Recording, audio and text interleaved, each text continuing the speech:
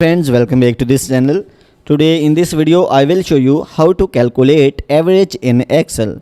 So without wasting time, let's start video. If you find this video is helpful for you, then please give like this video and subscribe our channel. So let's start.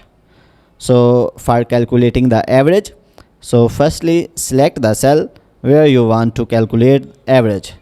So after selecting the cells, so right here the formula is equal and average.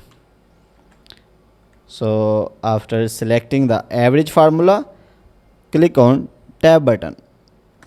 So you can see after that we will select range of all values. So after that we will close bracket. So you can see if you want to calculate the average of these quantities, then select this range. So if you want to calculate the average of these values, then select the range of these values.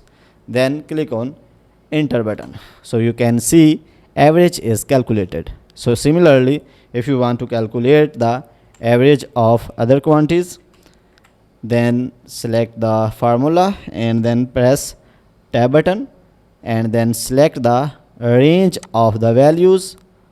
So after that, close bracket and then press enter button. So you can see average is calculated.